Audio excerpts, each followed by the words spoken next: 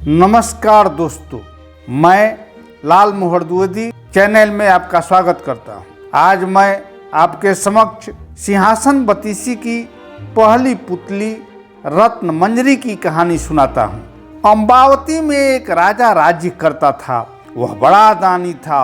उसी राज्य में धर्मसेन नाम का एक और बड़ा राजा हुआ। उसकी 4 रानियां थी। एक थी ब्राह्मण, दूसरी क्षत्रिय, तीसरी वैश्य और चौथी शूद्र। ब्राह्मणी से एक पुत्र हुआ जिसका नाम ब्रह्मणित रखा गया। क्षत्राणी से 3 पुत्र हुए। एक का नाम शंख, दूसरे का नाम विक्रमादित्य और तीसरे का भर्तृहरि रखा गया। वैश्य से एक लड़का हुआ जिसका नाम चंद्र रखा गया। शूद्राणी से धन्वंतरी हुए। जब वे लड़के बड़े हुए तो ब्राह्मणी का बेटा घर से निकल पड़ा और धारापुर आया। हे राजन, वहां के राजा तुम्हारे पिता थे।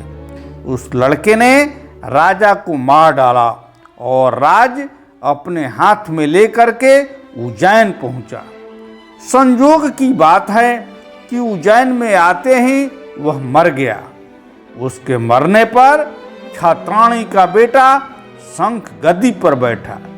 कुछ समय बाद विक्रमादित्य गद्दी पर बैठे।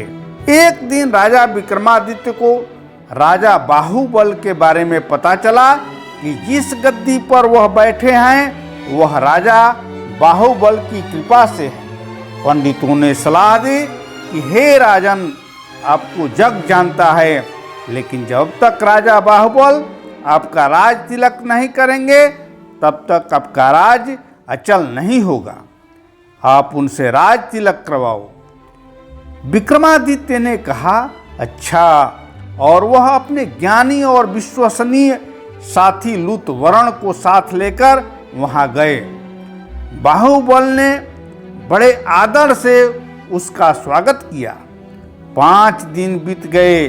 लूतवर्ण ने विक्रमादित्य को सलाह दी कि जब आप विदा लेंगे तब राजा बाहुबल आपसे कुछ मांगने को कहेंगे। राजा के घर में एक सिंहासन था जिसे साक्षात महादेव ने राजा इंद्र को दिया था और बाद में इंद्र ने बाहुबल को दिया। उस सिंहासन में यह गुण है कि जो उस पर बैठेगा वह 7 द्वीप 9 खंड पृथ्वी पर राज करेगा। उसमें बहुत से जवाहरात जड़े हैं। उसमें सांचे में ढालकर 32 पुतलियां लाई गई हैं। हे राजन, तुम उसी सिंहासन को मांग लेना। अगले दिन जब विक्रमादित्य विदा लेने गए तो उसने वही सिंहासन मांग लिया। राजा बाहुबल वचन से बंधे थे।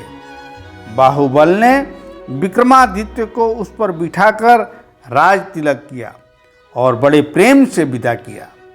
राजा विक्रमादित्य ने लौटते ही सभा की और पंडितों को बुलाकर कहा, मैं एक अनुष्ठान करना चाहता हूँ।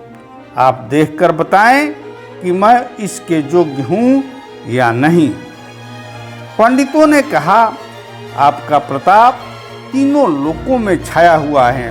आपका कोई बैरी नहीं। जो करना हो कीजिए। अपने खानदान के सब लोगों को बुलाइए।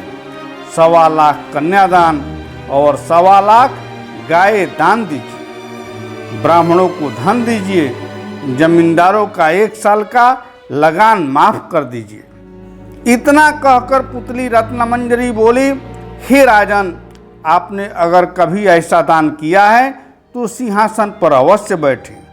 पुतली की बात सुनकर राजा भोज निराश हो गए। आज का दिन तो गया, अब तैयारी करो, कल सिंहासन पर बैठेंगे।